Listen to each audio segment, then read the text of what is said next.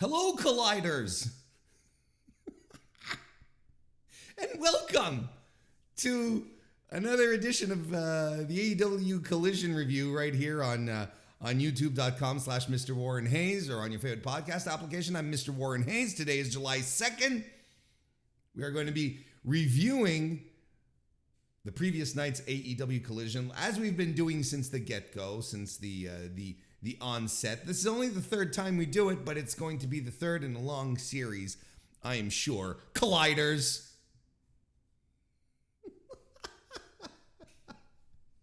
I hope you're having a great weekend. Hope you're having a nice Canada Day weekend for my fellow compatriots across the Great White North. Otherwise, I hope everyone in the U.S. will have a wonderful 4th of July.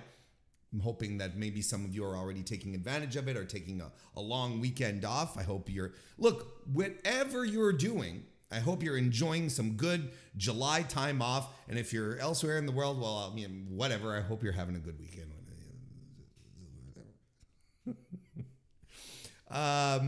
YouTube, if you're watching this right now on YouTube, leave a like. If you don't mind, or a subscription would be great as well. Those things really help grow the podcast tremendously. Same if you are listening to this on your favorite audio feed, a 5-star review on Apple Podcasts, a 5-star rating on Spotify, do wonders, and they really do help grow the show tremendously. And I thank you in advance for any little bit of assistance that you can give on that end, because we love pro wrestling. We love talking about pro wrestling. Hell, we love talking about pro wrestling so much. I have a Discord for the Mr. Warren Hayes Show community. The link is in the description. We'd love to have you join us as well. If you want to talk Collision, Colliders. That's Colliders unite. I still think it's funny. I'm sorry. It's going to be funny for a while for me. CM Punk calling the Collision watchers Colliders. Come on, Colliders.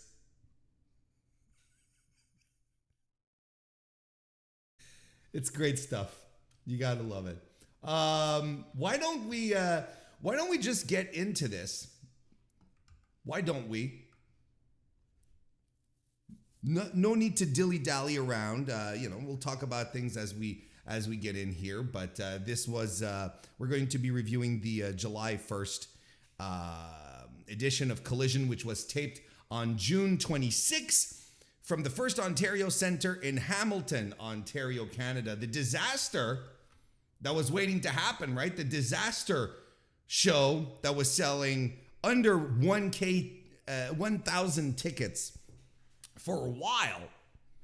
But WrestleVotes. I'm so sorry, WrestleTix. I would not want to create that association. I am deeply apologetic. I don't know where my brain went on that one. But WrestleTix is reporting that 3,848 tickets were distributed for the show for a setup of 4,168. It doesn't, not exactly mind-shattering numbers, but we're closer. We're a little under the usual median for like Dynamites, which is more around 4,000. So we're a tad under, just a little bit under 4,000, 4,500. But this is not unusual for an AEW show. So there has to be some satisfaction / relief that the show ended up doing something a little closer to what the TV tapings usually do. But at the same time, I think we all agreed this wasn't a great number. The gate probably isn't spectacular either, because there were a lot of deals that were put out to try and get people to sit in that building to watch the show last week. So look, it's not the. It's thankfully, right, not the overall disaster that it was gearing up to be. And why did people start buying more tickets? Well, probably the deals. The deals probably helped. I would say, and my main issue that I had with Collision from the get-go is that it wasn't properly introduced to the viewing audience, to the AEW wrestling fans. And maybe some were just skeptical, didn't quite understand what it was. We cannot assume, and we should never assume, that all of wrestling fans are connected to the day-to-day on Twitter and follow this as religiously as I do, or some of you listening right now as well. We cannot consider that everyone is clocked in and knew what Collision was going to be all about, and knew that all these people were scheduled, that it wasn't going to be a B show because CM Punk is there, because Miro is there, so on and so forth. So from the moment that Collision started to sink into the minds of people that, okay, this is another big time show that I should be watching, that I should be buying tickets for, then things started to pick up, right? And you can also absolutely couple this with the idea of CM Punk being added to the show as well as a draw. I think it's difficult to... it's a very difficult argument to make that he still does not push tickets. Does he push incredible amounts of tickets? Are these mind-blowing... are these mind-blowing numbers? No, as I said, this isn't like crazy, but the moment that Tony Khan switched gears and saw his sales and was like, no, look, we have to pre-advertise. We have to say that CM Punk is going to be at the first Chicago Collision. We have to have CM Punk do a pre-tape promo for Dynamite. We have to start making people understand that Collision is a real deal, big time show. I think that started to coalesce and people started to buy more tickets. Because whatever technique he was trying to, the drip feed that he was trying to do beforehand, I think ultimately ended up hurting initial sales for Collision, not necessarily in Chicago because we know why. But I think the rest of the Canadian,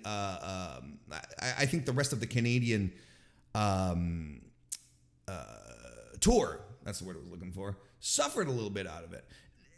And also the ticket prices, which were substantially high, especially for the Canadian market.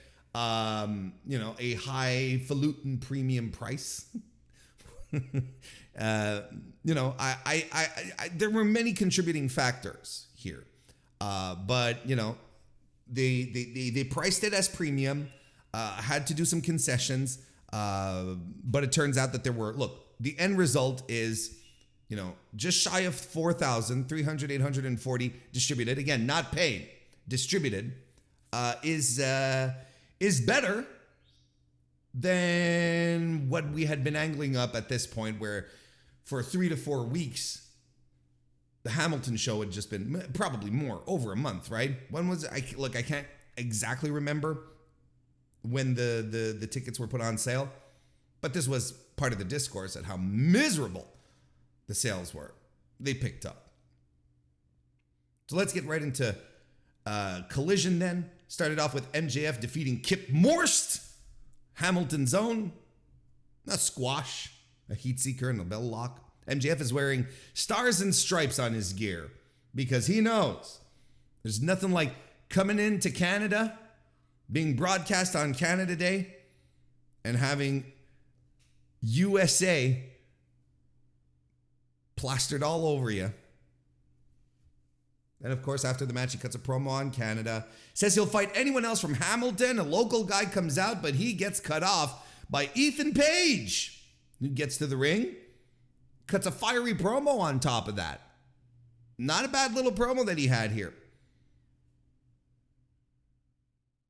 He tells MJF that just like the people in the back, MJF has no idea what Ethan Page is capable of. And that is interesting. Airing some grievances on an AEW show. Now we're talking. Now it feels like Collision. Talks about how his father immigrated to Canada and eventually ran multiple companies. And he calls MJF a bare minimum bitch. He also mentions how he's always ready to head out for the company and do press and appearances, much to the detriment of his wife and children. His wife wonders, when is this company gonna do right by you? So MJF is like, all right, motherfucker, let's do this. That leads us to the AEW World Title match this time. Because MJF did put it on the line, but he defeated Ethan Page to retain. Match starts off early with match starts off hot, I should say, with an Ego's Edge, which is avoided by MJF, but he chop blocks the knee, and that's the story of this match here. How MJF is going to work the knee throughout the match to keep Page off his game. We get a single leg crab by MJF, channeling some Lance Storm here, referenced by Nigel McGuinness on commentary as well. Some good heat segments. When Page finally mounts his big comeback, he lands an iconoclasm and a power slam and an avalanche power slam as well. But a dragon screw over the ropes on the bad knee by MJF, followed by a heat seeker, gets the win. Champ retains. This is probably one of the best overall performances by Ethan Page, like top to bottom. I don't think it's anything that suddenly will convert the masses. I think he's good. I think he's very good. But I think his ceiling is very clear, and there's no problem with that. Should he be pushed a little more? I guess. I think he's an entertaining enough promo. I think he's a fine pro wrestler. There's objectively, nothing wrong with him. Nothing that would, have me going to the barricades and saying, what are we even doing here? But I think we absolutely saw his ceiling here. And that's fine. I think we because I know a lot of people love Ethan Page online and think that, he hits the, and here I am saying like the exact, I'm leaning into the promo that he was cutting when he was saying, well, people used to tell my father, you should do this and be happy with what you have kind of thing. And I'm basically saying that. It's like Ethan Page is a great mid-card act, and I think there's nothing wrong with that. And it's, it's not even a question of, it's not even me trying to belittle him. I think he's very good in that role. I think one of the things that have held Ethan Page back is he's been saddled with very poor creative, very poor angles, or angles in which he wasn't able to shine. I think the whole Matt Hardy stuff stinks. I think it's terrible. I think the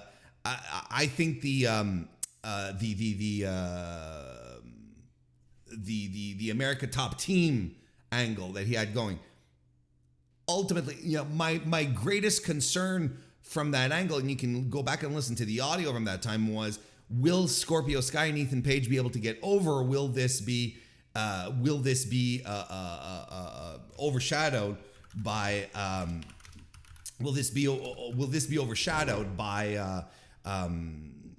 everyone else involved in this angle, right? And I think that's ultimately what happened. I think Dan Lambert ended up taking up most of the heat. Like, the pay-per-view match, the pay-per-view blow-off match was mostly focused on Jericho and Dan Lambert. And I don't think there was anything really successful that came out of that. No one really won outside of that promo. And I think, that Ethan Page got lost in the shuffle as Dan Lambert was taking up a lot of room, and then we were bringing in Junior Dos Santos and etc. There was a lot of stuff that got lost in the mix during the course of that promo, which is a shame because I think Dan Lambert was fantastic. I just think the directions were poor and ended up not helping Ethan Page in the long run. I think we just my point being is that I think at this point we just have to come to grips with the fact that Ethan Page is a very, very good mid-card act, and he should be able to flourish there. But he has to get off the saddle of these very poor angles, this very poor creative, and find something that does fit him. Then we get the first of a couple of Owen Hart Foundation men's tournament matches tonight. We get all 3 quarterfinals. First of all, Powerhouse Hobbs defeating Dustin Rhodes. I thought this was pretty good. I enjoyed this. Meat and potatoes, big, strong fight between 2 big brawlers. You know, there's a lot of comparisons. A lot of people, you know, comparing, saying as, oh, you know, is this like WCW Saturday night? Well, you couldn't get much more of a WCW Saturday night style match than these 2 huge dudes. Well, you know, big dudes, big brawler types, because objectively speaking, Powerhouse Hobbs is huge-er. He's bigger. But you can't get better than these 2 guys going at it. Hobbs is in control early. He's out with QT Marshall and Harley Cameron, and at least, okay. At least he's not involved in the QTV shenanigans and the nonsense that is going to, that already has been jacked up now that John Morrison is part of the company and part of this angle, and they're rolling out red carpets on Rampage and all this, and having Harley do sing-along entrance. Like this, you know, it all stinks. And the more Powerhouse Hobbs is associated with this act, the more it will hurt him in the long run, because they're just a bunch of mid-card goofballs. And this guy's ceiling is much higher than mid-card goofball. He should not be associated with these people. So when I see Harley and QT come out with him, I'm like, Jesus Christ. But at least there was no nonsense to this match. There wasn't any cutesy, you know, weird sports entertaining bullshit. But QT starts interfering in the match, and I'm like, I don't understand why we're doing this, because a guy with the look and the size of Hobbs should be running through people without QT Marshall on the floor running interference. He really should not. And God bless Dustin Rhodes, long career, esteemed wrestler, personality, a guy that I respect a lot for what he's been through and how what he's overcome throughout his life. But Dustin is, you know, they're calling this the last ride, right? So I don't think there should be any issues with him doing the JOB for the 1, 2, 3, flat on his back, looking up at the lights, without any shenanigans, without any interference, without any QT Marshall nonsense. I think Powerhouse Hobbs would have benefited tremendously from just barreling through this tournament. Because I'm looking at this and I'm like, if Powerhouse Hobbs, with the size that he has, you know, the look, the aura that he has, if he has trouble putting away an old timer like this, and he needs his goons on the outside to run interference for him, it sort of takes a little of the mystique away. A little bit. I don't know. That said, I still like this match a great deal. Hobbs was in control early. QT interferes by posting Rhodes. Does a blade job. Rhodes eventually does fight back despite all the power offense. And Rhodes plays the hits, lands a crossroads as well and a pile driver, but he can't put Powerhouse Hobbs away. Lands a destroyer, but Hobbs' shoulders are just too huge, I think, for a destroyer to work properly. Because I think the execution of the destroyer was fine overall, but our dude Hobbs, his shoulders are so fucking thick. QT interferes again, and then Hobbs lands a spine buster for the win.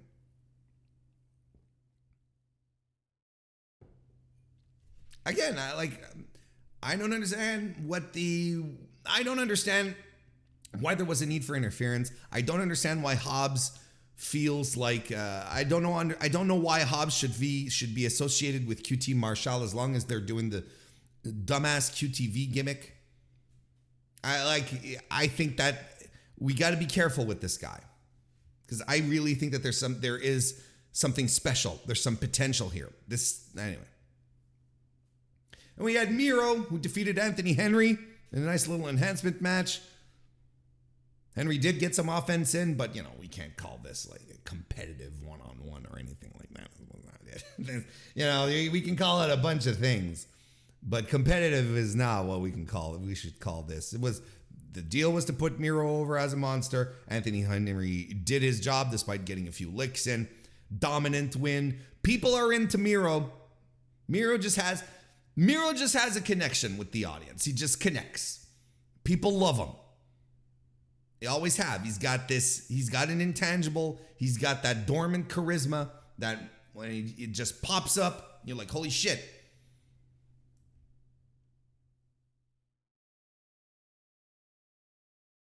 Like, it should work this time, right? The push should work this time. There's no reason for it not to work.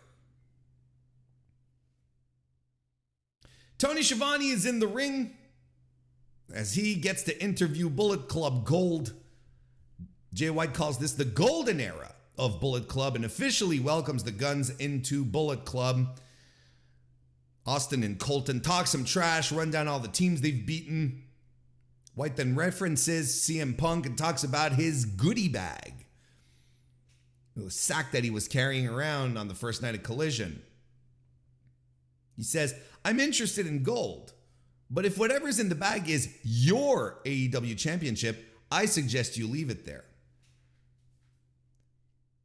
But then he goes and he says, since I'm a guy who's interested in gold, FTR, they have gold. So this is very interesting. And I'm going to tell you, let's go through the whole thing. And then I'll give you some thoughts here.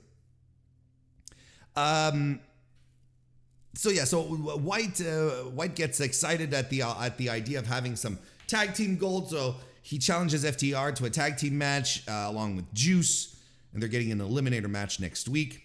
Then this cuts backstage. CMFTR and Ricky Starks appear on the Tonytron. Punk says if White wants to know what's in the bag, he can go to shopaew.com and purchase a replica belt like Max did. And then he trash talks White a bit. FTR ready to fight anyone. Ricky is promising a loss for Juice. Very, solid, but very solid, but also casual. Like it didn't. I don't know. It didn't get the energy going. I thought the guys were a little, little laid back. Didn't have that fired up spirit that you usually see. But I understand why they did this backstage as opposed to having them come out. They did not want to have CM Punk come out just yet. He was doing commentary for the main event, so they wanted him to come out there and make sure that they control the reaction to a certain degree. Not necessarily. I understand why they did this, but it was fine. Like the whole segment was okay. Don't get me wrong. But I just want to touch back on this.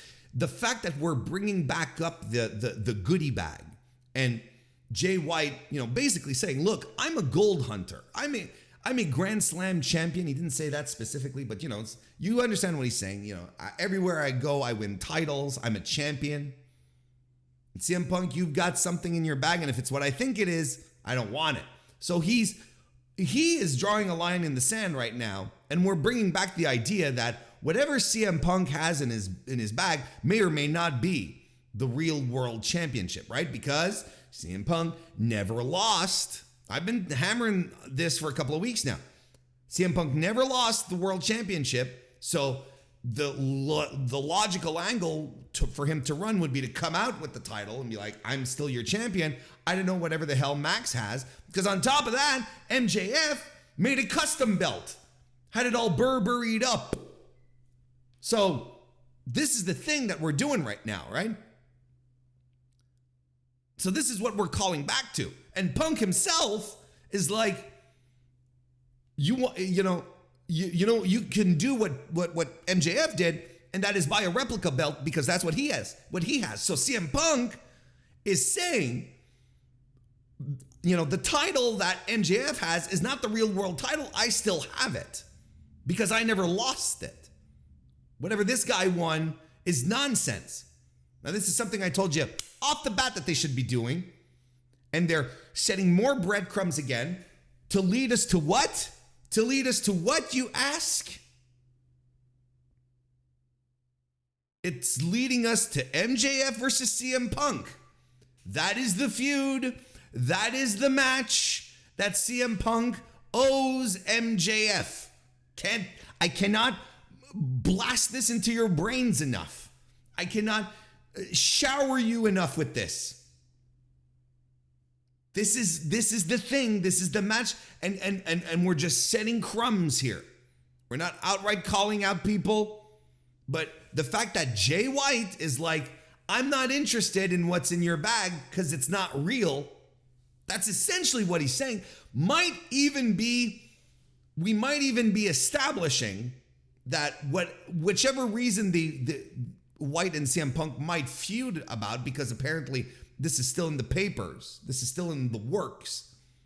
It's for CM Punk and Jay White to have a little feud. Whatever it is for, it will not be for the titles. This leads us into the Owen Hart Foundation's, the next quarterfinal match of the Owen Hart Foundation's tournament, where Ricky Starks defeated Juice Robinson. I really liked this match as well. Felt it was real good. We get a really cool heat segment by Juice Robinson here as he slams, he scoops, kind of like some scoop slams against the ropes on Ricky Starks. Starts hurting the knee because he's slingshotting him. Suplex, senton, cannonball by Juice. Ricky Starks mounts his comeback, but he too, not unlike what happened in the previous match, he has a big knee problem. We get a great drop down spot by Ricky Starks as well, and he lands a spinning slam, goes for a jackknife pin. Juice Robinson goes for a jackknife pin that Ricky Starks reverses into his own cover and gets the win. He advances. It's good stuff. I enjoyed this match. Juice Robinson having such a career resurgence now that he's in AEW. Not having, an exceptional win-loss record, but absolutely doing things that are making him stand apart, where he becomes someone you want to see on TV, who's entertaining, who delivers solid matches. Here's a guy, again, who's benefited from leaving the territory. He had clearly peaked in what he could do in New Japan, and now he's on American TV in a weekly thing. Not just coming in and out, doing the rock hard thing all serious like. No, now we're going like full in, insane Juice, and it's working. It's good stuff. And Starks, well, he seems to be finding his groove back, I find. I thought, over the past couple of months, he looked unmotivated, looked a little down, didn't have quite that snap in his step that he had, last winter. I think our boy Ricky Starks he's feeling it again. It's looking good. Fun little match. Backstage, Lexi Nair is interviewing Luchasaurus and Christian Cage, who, of course, is holding the TNT title. I don't think Luchasaurus has ever touched the title, has he? He hasn't touched it at all. Lexi asks what everyone wants to know, why are you acting like you're the champ? Shawn Spears comes in and says he wants to talk to the champ. Christian Cage says, I'm right here, Talk to me, I'm right here. Of course, Spears wanted to talk to Luchasaurus, but Spears wants a shot. Christian Cage says there are no more open challenges. You have to earn it. He says Spears isn't dangerous and never will be. And Spears says sometimes you just have to meet the right person to get dangerous. I mean, I could not be less interested in this. In a Sean Spears match, push, whatever this is going to turn into, I legitimately could not care less. Like, he was doing things with Jay White and the Bullet Club, and for some reason he was yanked out of there, and I think it was for everyone's benefit. I think he's had multiple opportunities in AEW to make things work, and it's just not connecting, folks.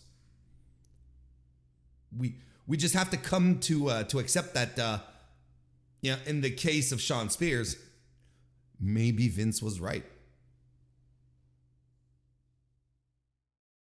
AEW TBS title match happened next. Kris Statlander defeated Lady Frost. I don't know, guys and gals, non-binary pals. I don't know. Every time Lady Frost seems to be connecting, she suddenly gets sloppy. And, a couple of weeks ago, I chalked it up to nerves, her big Dynamite debut. But, you get that one out of the way, and then you sort of have to, you do one of these, and you shake off you shake it off, and you're like, okay, I got to get into this now. This is the big time. This wasn't great. It wasn't terrible either, but it wasn't great. And look, it's not as if there weren't any bad, there weren't any good spots, I should say. Lady Frost lands the cartwheel drop kick, which I always think is a lot of fun. Leg hook Michinoku driver by Statlander. German suplex by Lady Frost and a swing DDT. But then, she whiffs on a Rana spot. She's not quite ready for prime time. She has the look. She has the presentation. Statlander lariats are down and wins with the Saturday Night Fever. I don't know. I mean, look, and commentary, I don't know if you noticed, started talking about, Kris Statlander now is on her way. What a dominant win. And then they were referencing, Jade's big run, undefeated streak, right? And then they're referencing that, and I'm like, oh boy, is this? Hopefully, this is not what we're going to try to do with Statlander here, because you can't go another 60-0 with the TBS title. You just can't, because it is going to kill the title eventually. But it's also going to do harm to Statlander, who will find herself in the exact position as Jade did, because they're going to run out of opponents, because the TBS title is in its own universe. They're going to run out of opponents. We're going to start running the same thing over and over again, and it's just going to come across as garbage. And then on top of it, you don't have Dark and Dark Elevation anymore to squeeze more wins with, local talents and so on and so forth. So hopefully this isn't the path we're going now. Andrade El Idolo is backstage, and he's mad as hell that the House of Black stole his mask. And then he's calling them out, and they're on the screen behind them, and they have the mask. Oh, hey, it's a stolen gear feud. He stole my jacket. He stole my club. He stole my walking stick. Stole my mask. In all fairness, however, I am more lenient here because of the importance, the significance of wrestling masks in Lucha Libre, which is Andrade's background. But he unmasked himself from being La Sombra. It's fine, Andrade. It's okay if they have your mask. Like, it's not, like, how deep does this cut if the luchador removed his mask himself, right? No, he didn't remove it himself. Sorry. He lost his mask. But, he's no longer masked. But then someone comes and steals the mask. And it's not even the same mask. It's a new mask, isn't it? Look, maybe I'm overthinking it. And people are like, no, Warren, don't worry about it. It's fine. It's just a stolen gear feud, and who cares? Because right now, that's how I kind of feel. It's a stolen gear It's a stolen gear feud, and I don't, it's one of the corniest things. Like it's also the most pro wrestling feud ever, but it's also very corny. He's so mad because they stole his mask, as opposed to being so mad because he was beaten down on by two guys last week and Malachi Black is hiding behind them. You could be like, Black, you coward. You could be mad about that too. Am I being nitpicky? Maybe. And then the main event, last quarterfinal match for the Owen Hart Foundation's tournament. Samoa Joe defeated Roderick Strong. I thought this ruled. I thought it was great. CM Punk came out on commentary. Roderick Strong is bobbing and weaving at first. Spills out onto the floor. And he and Joe trade some huge strikes. Back in the ring, Joe hits a Uranagi and a heat segment follows. He's so good. He's so good. And on commentary, CM Punk was talking about how wise everyone has become. It's like how mentally everyone has improved, right? Just tremendous, as opposed to how your bodies can't do what you do anymore, but, mentally, what you're capable of doing in the ring is on a whole other level. And Samoa Joe is exactly that. Just the way he stalks, he walks, he presents himself. Every detail of Joe's in-ring presentation is methodically put together and thought through. He looks at his own tape and he's like, I could do this differently. I could do this different. I'm going to try this. I'm going to do this. Like 2023 Samoa Joe can no longer move like 2004, 2005, 2006 Samoa Joe. We're all honest with each other here. But the menace of Samoa Joe is more real than ever. This guy absolutely acts like a killer, looks like one, and he is believable in it because everything he's put together to make Samoa Joe work in the ring over his multi-decade career has come to this point where you're like, this guy's fierce. I am afraid of him.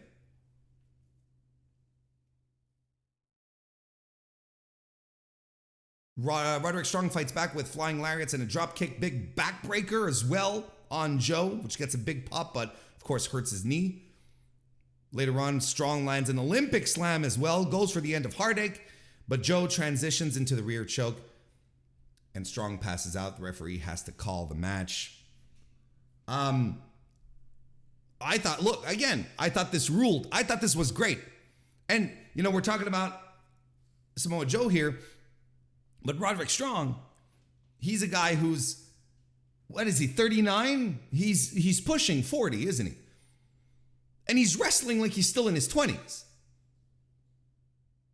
They're putting over his cardio. Hell, absolutely. Like this guy has, it's as if he's been frozen in time. And then they unthawed him out of that, that last NXT run. And it's as if he's like not only unthawed, but went back in time. They got a previous version of him. It's so refreshing to see this, to see Roderick Strong getting out there and doing amazing shit and putting on great matches like this with Samoa Joe in 2023. After the match, Samoa Joe pretends to go after CM Punk. He's got a chair in his hand. The officials swarm to prevent this from happening. CM Punk is like, oh, what are we doing here? Then Joe slides the chair into the ring, grabs Roderick Strong and slams him neck first onto the chair. He leaves. Roddy does a stretcher job. CM Punk is in there. Adam Cole runs down, which I guess is also a way to write out Roderick Strong from the MJF angle that Cole has right now. But this is something. Roderick Strong doing a stretcher job off of this. You got a bunch of, see, and this connects two stories. This has implications on two levels, right? In this company that doesn't tell stories. You take out Strong, Joe is showing CM Punk, I'm still a killer, motherfucker. You still have to keep an eye out on me. I'm not going to come in here and play nice. I can break you like that, just like I did with this guy. And I've broken you in the past. You've never beaten me. Well, he hasn't been saying that, but this is what it all means. This is the story we're telling. On the flip side, we're getting a little wrinkle for another angle in which Samoa Joe is not even involved in, and potentially lays the groundwork for Adam Cole wanting some measure of revenge for his best friend, or a friend, a good friend. In this company that does not tell stories. Let's not forget.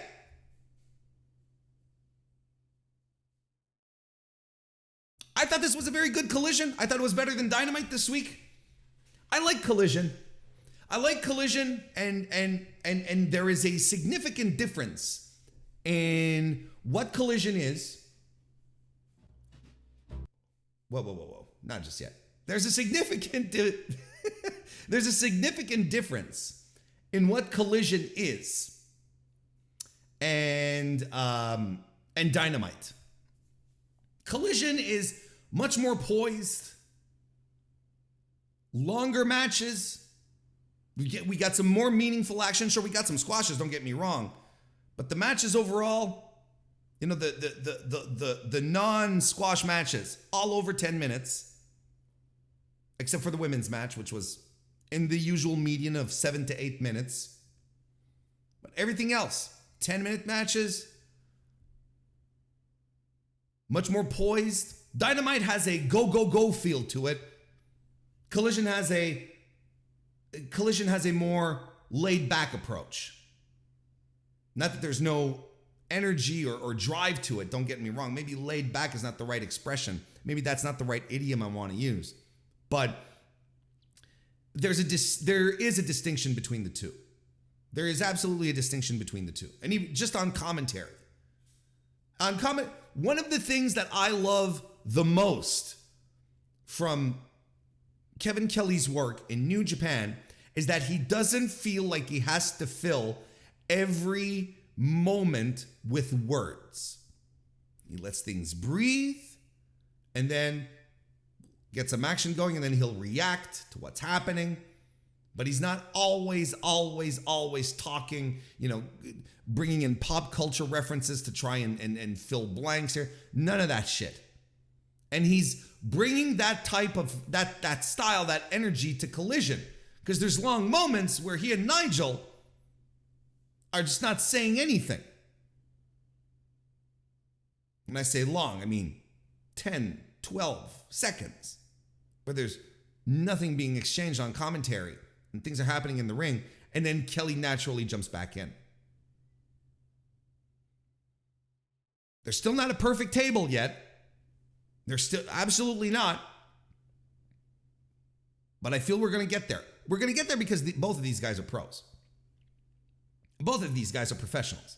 Nigel is an outstanding color guy. Kevin Kelly is one of the best play-by-play guys.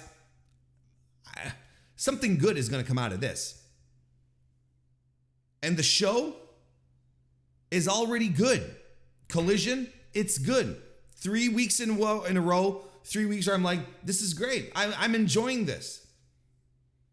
It doesn't feel like a B show, and it feels different enough from Dynamite to warrant watching. I'm not watching another version of Dynamite. I'm not watching a breakneck rampage where they're trying to stuff a whole bunch of shit together. No, we're doing things and we're giving time for things to happen. There you go.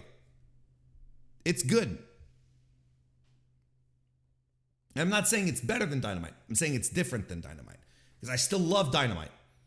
Dynamite has its own course, its own beam, its own trajectory. I can appreciate that. So I appreciate two significant different offerings from All Elite Wrestling. And I hope you do too, Colliders. We're going to wrap up this week's review on that note. Thank you all for listening and watching. If you're on YouTube, consider giving. Here's the hard sell one more time for the like and the subscription and the reviews. If you're listening to this on your audio feed, the reviews, the ratings, all that stuff helps out a great deal. I will be back this Tuesday for a live recording of the Mr. Warren Hayes Show, so be sure that you don't miss out on that. Otherwise, hope you all have a great rest of your weekend, and I'll see you next time.